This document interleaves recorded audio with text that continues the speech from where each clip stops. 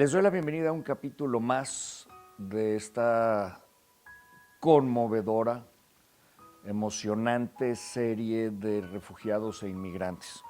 Hemos oído y visto historias muy lindas, otras dolorosísimas. Y esta que les voy a contar hoy da arranque de esta manera. No queremos apartar la vista de nuestra patria hasta que ésta se pierde en nuestra mirada. ¿Quién sabe cuándo volveremos a verla? Ahí se queda mi madre, sin saber noticias mías. Pasarán semanas antes de que sepa que estoy con vida y en México. Ahí quedan casi 3 años de lucha, de esperanza, de ilusiones. Se quedan enterradas para siempre y con ellas nuestra juventud, esa que dimos íntegra por un ideal. Ahí quedan nuestros compañeros que murieron con la esperanza de que un sacrificio no fuera inútil y que con la ofrenda de sus vidas estaban forjando un mundo mejor y más justo. Los últimos vestigios de tierra española se pierden en el horizonte, pero yo sigo tratando de verla. Me resisto a perder de vista el último jirón de tierra española. Las lágrimas cubren mis mejillas y una mano amiga me toca el hombro. Manolo, Manolo, es hora de olvidar. Me dice Juan José, vámonos al bar, vamos a tomar unas copas. Tienes razón, Juan José, le contesto. Vamos, pero sí te diré alguna cosa. Y esa cosa es que algún día volveré. No sé cuándo ni cómo, pero volveré a España. ¡Ut! Tómalo, la Montilla, llévate tu libro, por favor, que me acaba de conmover. Me acaba de hacer un nudo en la garganta. Sí, caray. Tu sí. papá, el apá, a quien conocí, el apá. El pa. El pa. El pa. El pa. Sí. Tu padre. Bueno, pues tú ya lo conociste, sabes un poquito de su historia. Él, en la Guerra Civil Española, estaba del lado republicano. Él se afilió al partido fundando las Juventudes Republicanas desde los 14 años, así es que ya tenía historia. Empezó como militar en tierra y después se alistó para ser piloto a los 19 años y recibió su entrenamiento en Rusia, como así era, y empezó a luchar desde los 19 años hasta que terminó la guerra y fue piloto de caza de la Guerra Civil Española y está considerado como uno de los haces de la aviación republicana. Entonces, bueno, pues eso te llena de orgullo porque si ves el avioncito, ¿verdad? Era un avioncito pequeñito que era el Policarpov, llamado Mosca precisamente porque era muy pequeñito, pero llevaba 9 metralletas y era a cabina abierta, ¿no? Entonces, bueno, cuando volaban a alturas, Claro. hacía un frío tremendo, ¿no? Y cuenta que una vez sí bajó con las manos congeladas que con grasa de oso o algo así, ¿no? Le recuperaron la circulación. Y sí, la verdad es que ellos tenían toda la ilusión, todo el ideal, toda la esperanza de que a España no iba a perder la República, que era como los ideales democráticos que ellos tenían. No fue así y entonces tuvo que salir huyendo a Francia, caminando por los Pirineos. Y en Francia primero llega a un campo de concentración que se llama Argelès-sur-Mer, que estaba en la playa, pero que realmente no tenía ninguna preparación. ¿Era un campo de concentración o un campo de refugiados? Era un campo primero de refugiados que cuando empezó la invasión alemana se volvió campo de concentración. Pero afortunadamente para él, lo mandaron a los pilotos de aviación, los mandaron a otro campo, que ese sí era de concentración, ya tenía toda la estructura de los campos que después se utilizaron en la Segunda Guerra Mundial Para matar a tanta por gente. Hitler, ¿no? Y bueno, pues él refería que ahí la gente se moría de tristeza, ¿no? Y dijo, no, yo no me voy a morir de tristeza. Entonces le ocurrió a él con unos amigos escaparse del campo, ¿no? Y entonces se escaparon del campo de concentración, los fueron agarrando a cada uno y a él no. Pero entonces Los alemanes. No, todavía eran los franceses. Los franceses. ¿No? Entonces los agarran, los capturan, los vuelven a llevar al campo. A mi papá no lo capturan, pero se siente solito. Entonces decide regresar al campo. No puedes. Pero ya no lo dejaban entrar. Entonces, bueno, tuvo ahí que hacer uso de algunas relaciones y ya estando adentro otra vez, pues el chiste era volverse a escapar, porque mientras se había escapado le llegó una carta donde Martínez Barrios, que era el que luego estuvo aquí de representante de la República en México y había sido presidente de las Cortes en España, le manda un salvoconducto y un boleto para que pudiera salir en el barco del Sinaya, pero pues lo perdió y entonces le vuelve a mandar un segundo y le dice, es tu último chance. Y entonces se vuelve a escapar del campo. Bueno, escaparse del campo era muy fácil, por lo que veo. Pues no sé. ¿Nunca te platicó tu papá? Yo creo que era más bien de valientes y de atrevidos, más que fácil o difícil. Yo creo que esa era la cuestión, ¿no? Atreverse a hacerlo y ver como toda la maniobra para lograrlo. Y de ahí, bueno, pues estuvo de polizón en un tren. Es unas escenas, ¿no?, que él relataba como de aventura, de amores, Cuéntame más de ellas, esa etapa de él que vivió en el barco 40, 50 días, de polizón o de... No, ahí de polizón en el tren En para el poder tren. llegar a Burdeos a tomar el barco tren, que sí tenía el boleto. barco. Ajá. Ok. Y ese entrada al tren y de ahí estás escondiendo porque no traía boleto, porque no traía dinero, y llegar al tren y empezar a navegar es como lo describen esas palabras que leí. Exactamente, sí, te digo, dice que para llegar a Burdeos, pues sí fue terrible porque había una escena que lo conmovió mucho. Llevaba ya más de 2 días sin comer y pues pasó por el vagón comedor y vio a una persona comiéndose unos huevos estrellados. Dice que se puso a llorar de hambre, ¿no? Pero pues él la tuvo que aguantar y entonces llegando a Burdeos, ya ves que él era muy apasionado, muy romántico, muy galán, Sí, era muy ¿no? guapo. Muy conquistador, conoce ahí a una chica francesa y ella es quien le da de comer, le da cigarros, ¿no? Y de ahí, bueno, pues ya se tiene que embarcar hacia México y en la entrada pues les daban una pequeña cantidad de dinero para que llegando a México pudieran sobrevivir y se encuentra ahí en el barco con varios amigos, uno de ellos acabas de leer, ¿no?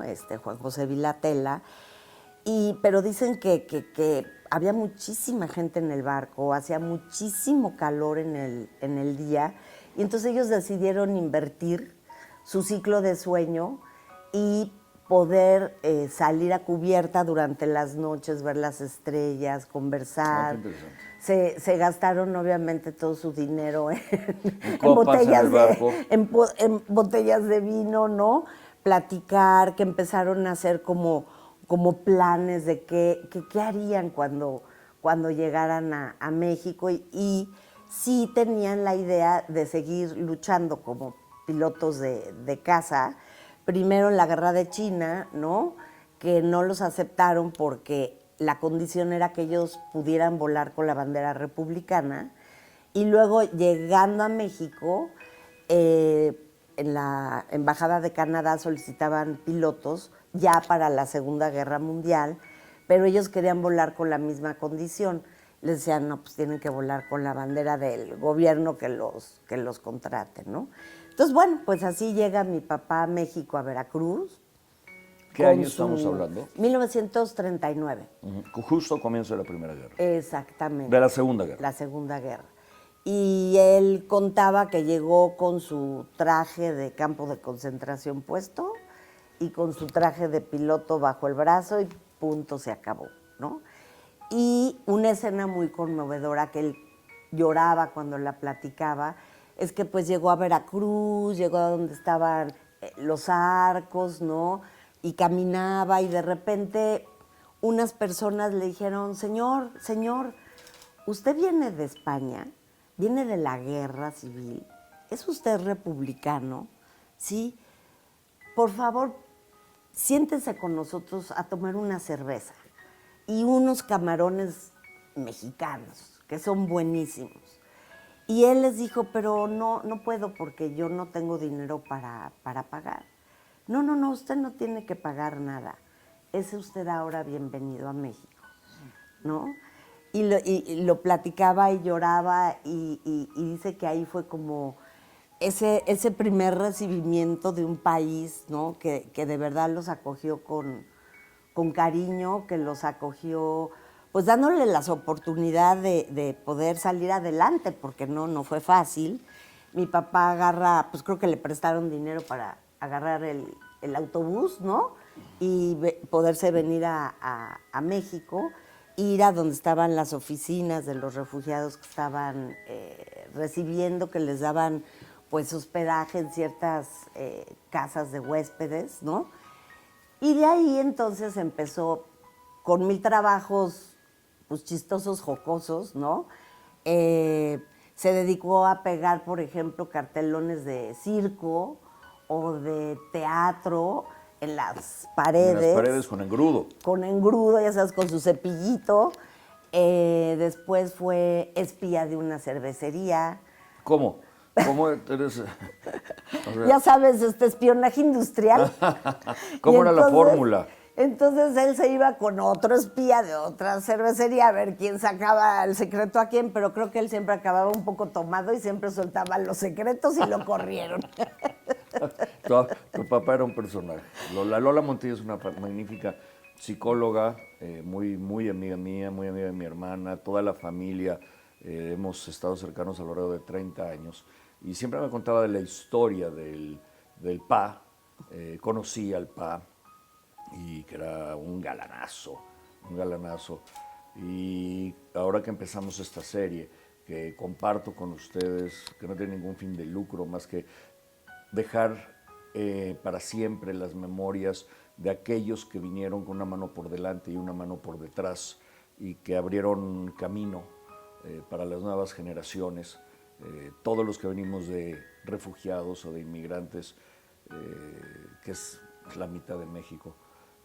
Tenemos que estar conscientes de que hubo alguien que arriesgó su vida para que hoy estemos aquí. Platícame de este señor en México y platícame cómo fue su niñez en Europa. Bueno, pues mira, él contaba que él tuvo una niñez muy bonita, muy agradable. Yo conocí a mi abuela, mi abuelo no, porque ya había fallecido, que era una mujer muy amorosa, muy alegre, de Andalucía, porque la familia de mi papá es del sur de España, de Córdoba, para ser exactos. Y dice que fue una infancia feliz, él siempre fue muy rebelde, ¿no? Entonces, si iba a un colegio de curas, pues él era ateo, ¿no? Entonces mandaban llamar a mi abuela. Pero mi abuelo pues también era liberal y no tenía ninguna creencia religiosa, ¿no? Entonces sí fue un niño en ese sentido que le gustaba estar en la calle, que le gustaba llevarse con todo tipo de gente, o sea, gente de clase media, gente más humilde, gente como él, aristocrática, ¿no? Entonces, bueno, es parte de esta este ambiente que desde chiquito, ¿no? Él empieza a vivir, era muy inteligente y entonces de los 9 años, todos los días de lunes a viernes se iba a la Biblioteca Nacional de Madrid, que es preciosa, Precioso. y se iba a leer ahí, ¿no? Desde los 9 años. Y a los... Que en esa época los niños andaban por la calle como si anduvieran en el parque, Claro. no estaba nadie, todos los cuidaban, todos los adultos cuidaban a los niños, no había esa enfermedad de abusos, de robos de niños allá, era otro mundo, era otra época, era otra educación, era un cuidado a la familia, a la niñez, a la mujer, ¿no? Sí. Siempre hay un loco, Claro. pero... Pero en general el ambiente era grato para los niños. Y su papá muere cuando él tenía 11 años, que es interesante porque mi abuelo que hizo la guerra de Cuba, de Filipinas, ¿no? Salió de todas las guerras y fallece por una hernia estrangulada, ¿no? Que es increíble, ¿no? Salvarse de todo. de todo, de todas las balas y no de eso. Y morirse de una tontería. Entonces, bueno, pues se queda mi papá con su hermano Julio y mi abuela. Y como buenos españoles, mi abuela era monárquica, mi papá era republicano y su hermano Julio, que murió muy al principio de la guerra, era franquista. Entonces ya sabrás, eso también te habla mucho de la libertad de ideas que podía haber dentro de casa, ¿no? Pero al mismo tiempo, pues la guerra civil fue una lucha fraterna, muy, muy dolorosa, ¿no? Entonces, bueno, mi papá decide entrar a la carrera de ciencias exactas, que era algo así como actuaría, ¿no? A él le gustaba mucho esa parte de números. Y al mismo tiempo ingresa a la Academia Militar a los 18 años. Pero en eso estalla la guerra, ¿no? Y pues ya empieza irse al frente de batalla, luego hacerse piloto. A su hermano pues lo matan en el cuartel de la montaña muy rápido. Imagínate mi pobre abuela también, ¿no? Con un hijo en cada bando, pues, sin saber nada de ellos. Ya ves que en el libro menciona Sí. que se enteró mucho tiempo después.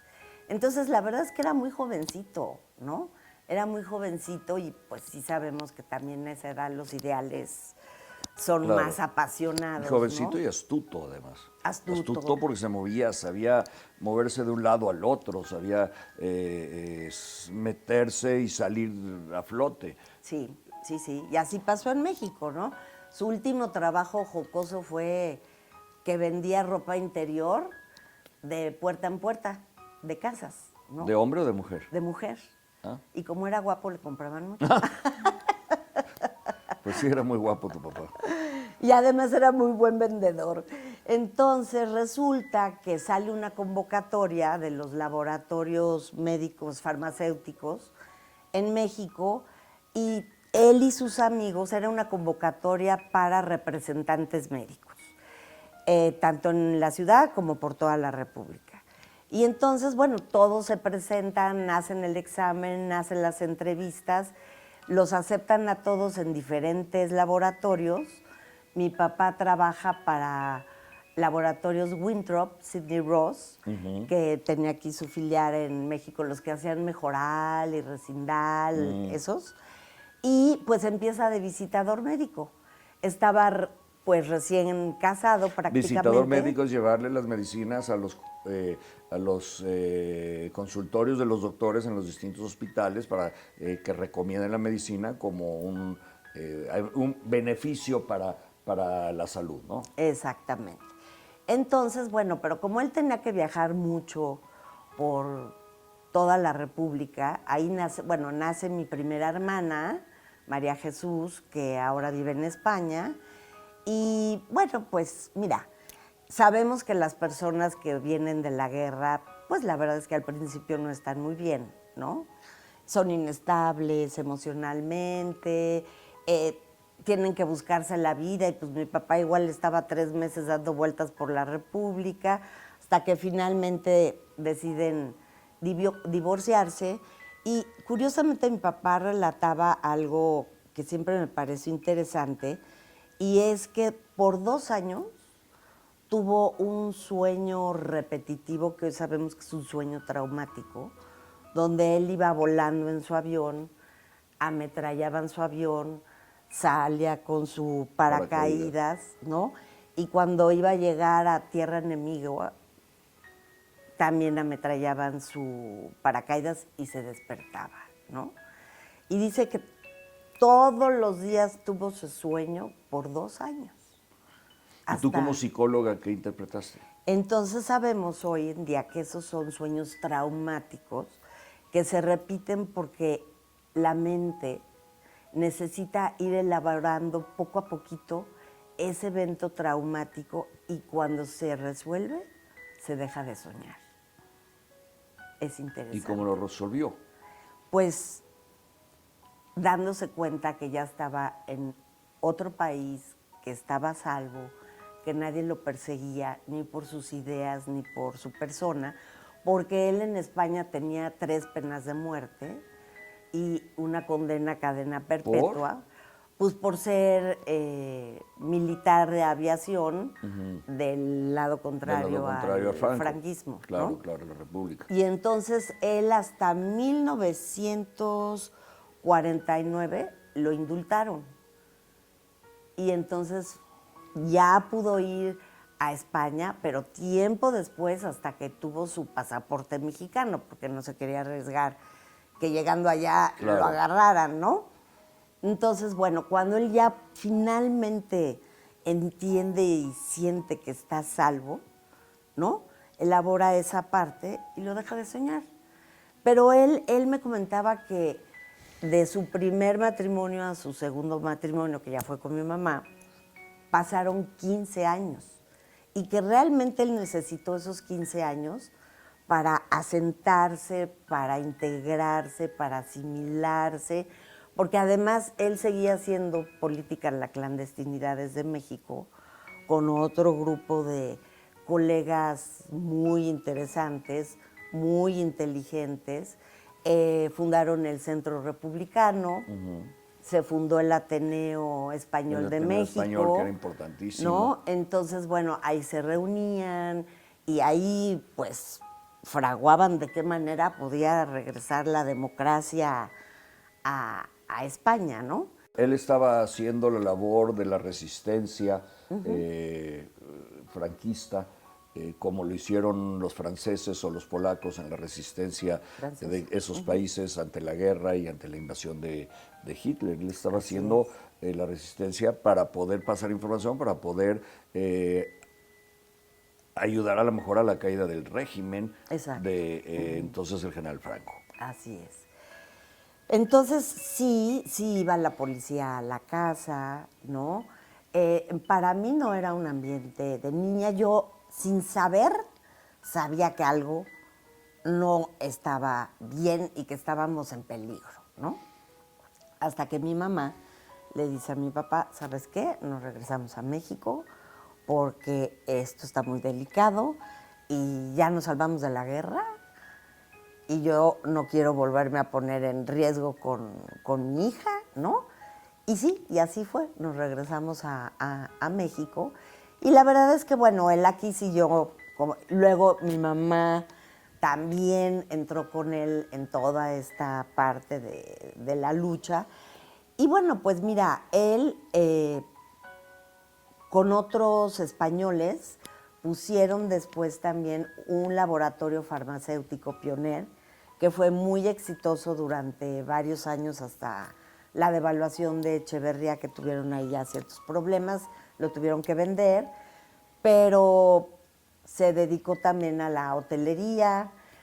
Tú sabes, porque te he contado que cuando mi mamá llegó a México, conoció en Chapultepec a un grupo de señoras judías que se convirtieron en mis más entrañables y adoradas tías y tíos, y ya fueron parte de la familia e incluyeron a mi papá en el grupo. Entonces ellos hicieron negocios juntos, construyeron un hotel, ¿no? Y empieza la historia de éxito ya en los años 60, más o menos. Exactamente, ¿no? Ujú.